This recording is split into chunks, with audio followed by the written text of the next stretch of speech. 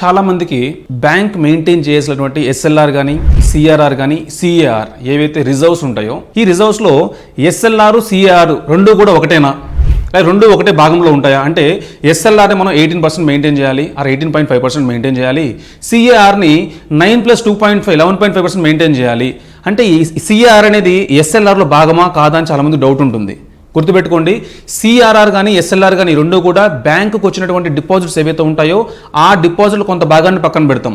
RBI దగ్గర నుంచి CRR అని బ్యాంక్ దాని దగ్గర ఉంచుకుంటే దాన్ని ఎస్ఎల్ఆర్ అని పిలుస్తున్నాం. అవి డిపాజిట్స్లో భాగము. వేరాజ్ సిఏఆర్ ఏదైతే ఉందో సిఏఆర్ అనేది ఆ బ్యాంక్ యొక్క ఓనర్షిప్ ఏదైతే ఉందో బ్యాంక్ యొక్క షేర్ హోల్డర్స్ ఎవరైతే ఉన్నారో వాళ్ళ యొక్క ఓన్ అమౌంట్ని పక్కన పెడతాం వాల్ట్లో in the form of cash. ఎందుకు ఇది అంటే ఒకవేళ బ్యాంక్కి ఇచ్చిన లోన్స్ ఏవైతే ఉన్నాయో తిరిగి రాకపోతే ఎన్పిఎస్ కింద కన్వర్ట్ అయిపోతే బ్యాంక్ వీకెన్ కాకుండా ఒకవేళ బ్యాంక్ వీక్ అయినప్పటికీ కూడా కొంత కుషన్ని బఫర్ని మెయింటైన్ చేయాలనే ఉద్దేశంతో bank of international settlement BIS which is in Basel which is located in Switzerland వాళ్ళు చెప్పిన రూల్స్ ప్రకారంగా మనం దేన్ని ఫాలో అవుతున్నాం, ఈ క్వశ్చన్ని ఫాలో అవుతున్నాము. సో సిఏఆర్ అనేది బ్యాంక్ యొక్క సొంత అమౌంట్, దాని ఓనర్షిప్ కానీ share holders amount. SLR CR అనేది బ్యాంక్ వచ్చినటువంటి డిపాజిట్స్ ఏవైతే ఉన్నాయో ఆ డిపాజిట్స్లో కొంత భాగాన్ని పక్కన పెడుతున్నాము అంటాము.